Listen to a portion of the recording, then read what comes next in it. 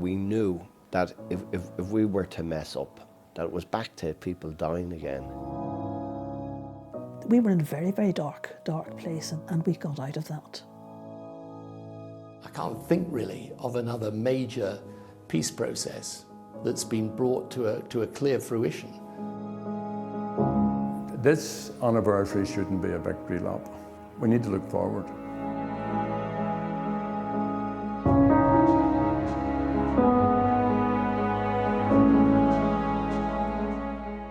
It's a rather grand Parliament building for a rather dysfunctional government. Sharing power doesn't come easily in a divided society. But that doesn't diminish the significance of a historic compromise 25 years ago. It largely silenced the guns and bombs and utterly transformed Northern Ireland. Carry on, carry on, carry on. You can hear the people singing. It's the eve of Good Friday 1998. Politicians are negotiating inside, a choir of Protestant and Catholic school children singing outside. The future's yours, and what we can do today is get a future that gives you a better chance of having a good life. There you see me in the background looking. Where? To the left of me and behind. You can just see the top of my hair. 25 years later, those school children are adults, reunited with the musician who brought them to Stormont to reminisce with us. I remember learning a song very quickly and being on the bus, lots of excitement, didn't really know what to expect. And then we got there and there was this big, loads of crowds and a bit, this is intimidating, what's this all about? Everybody else's reactions telling me that these are important people and something important is happening here and we've got our job to do in the day. Sing, smile, and enjoy the day out. And yeah, I just remember it feeling special. No one wanted to leave at all that day because we knew some great thing had happened.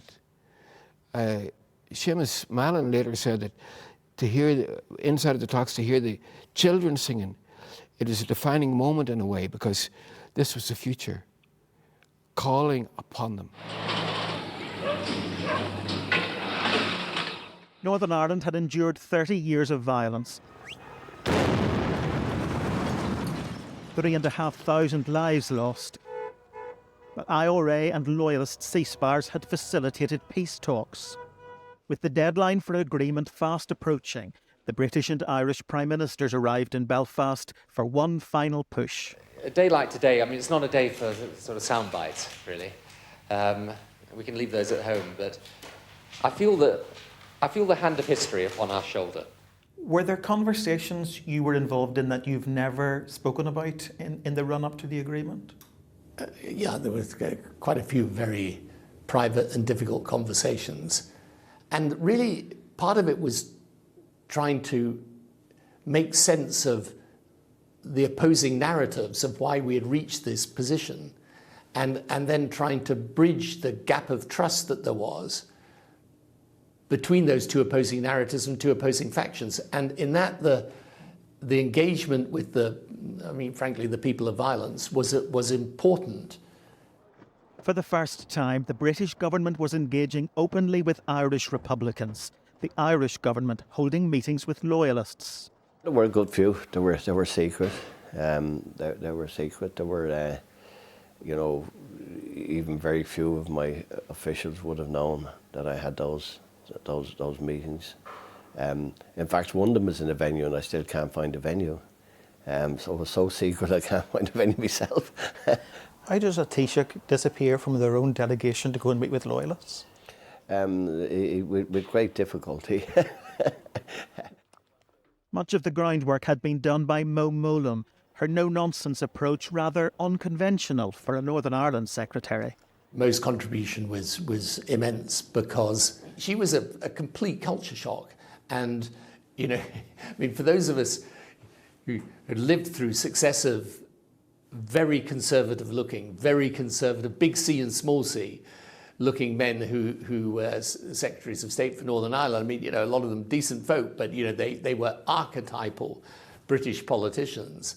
And suddenly in steps Mo, who was the complete opposite. It was that effort to engage.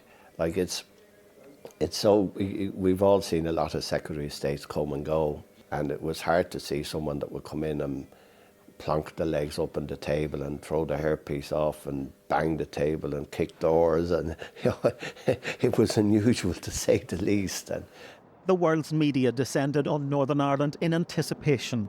The deal was on, then off, then hanging in the balance. The last sort of 24, 36 hours, apart from a wee bit of tidying up that had to be done at our end, it was waiting for David Trimble. That's my sort of recollection. And I don't say that in any disparaging way. He had a big challenge. So it wasn't really until his death, and I saw a lot of the footage of the battle within unionism, that I realised that he was up against it. Nationalist leader John Hume had got Sinn Féin to the table. David Trimble's task to keep the Ulster Unionists there. Did he realise the price he would pay for reaching a compromise in the end? Possibly, possibly not. He knew that it was a big leap into the dark. He was taking a step that had never been taken before, but it was one that he felt had to be taken. He knew that we needed an end to the conflict that we had had, and this was the best deal that he could obtain. Didn't give him everything that he wanted. It didn't give anybody everything that they wanted, but that's the nature of negotiation and compromise. The deadline passed, but in the small hours of the morning, President Clinton intervened, speaking to party leaders by telephone. It was late afternoon when the President's peace envoy convened a plenary session. Would this be Northern Ireland's Good Friday? I'm pleased to announce that the two governments and the political parties of Northern Ireland have reached agreement. There are so few moments in politics where you are in a celebratory mood. So few moments that you remember those and remember them for all of your life, and this was one of them. Perhaps, certainly, yeah, the most joyful moment I ever had in my time in office.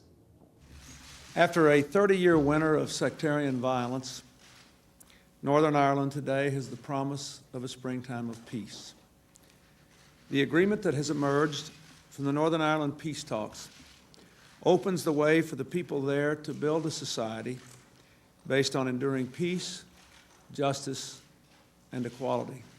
If your objective of Irish unity can be pursued politically as you decided on the basis of the agreement, how can you ever justify the violence that took place beforehand? Well, let's not talk about that, David, now.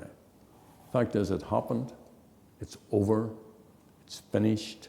Those who pursued armed actions from the Republican point of view felt they had no alternative. We provided an alternative.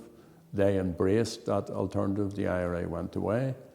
And I look out on the Falls Road here, and the sun's shining, and and people are going about their business. I think about it 30 years ago. We were in a very, very dark place in the 1970s, and we got out of that. And David had a significant role to play in getting us out of that.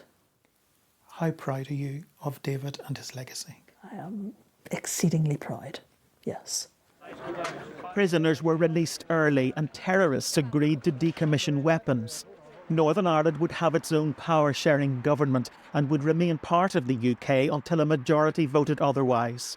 But that devolved government has collapsed numerous times and is currently mothballed over Brexit and its focus on the border. How capable are the political leaders of today of grasping the nuances of Northern Ireland and helping to resolve it?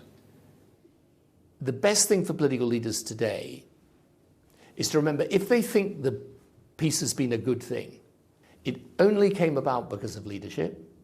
It only came about because there were leaders prepared to be unpopular, even with their own grassroots constituency or part of it, And it only came about because there were leaders with the creativity and the imagination to say whatever the obstacles, we're going to find a way through it, and they found it. We were coming from a position where we knew that if we were to mess up, if we were to blow the opportunity, which we could have, maybe nearly did several times, that it was back to people dying again. You know, it was back to murders and shootings. And you could imagine, and I often thought about this, imagine if it had went wrong at 5:30 on Good Friday. What would that weekend have been like in the north? Now it's in the hands of the people. They go to the polls next month. North and south of the border, they'll vote on this plan to bring them peace. A lot can change in 25 years, but perhaps what needs to change most is the agreement itself. By giving a veto to the largest unionist party and the largest nationalist party, it rendered middle ground votes of less value. So the mechanisms which underpinned peace have also been the cause of the political paralysis. But the children who sang outside the gates in 1998 still believe the Good Friday Agreement offers most hope for future generations. In my house, we see everybody as equal. Religion and politics are two different things. They don't come together, and they shouldn't come together. I think that's very important. And if we don't set a good example, you know, then I think it's something that I definitely pass on to my boys and my children. You spend a bit of time together and those barriers come down, those stereotypes change, their perception changes, and you just see each other as people, and kids just want to play together and sing together and have fun, and once they're able to see they enjoy having fun too, it becomes a we and not a us and them. And those voices of yours are still echoing in my head after all these years. We'll take it one more time. Carry on, Carry on, carry on, carry on. You can hear the people singing. Carry on, Carry on, carry on, carry on. till peace will come.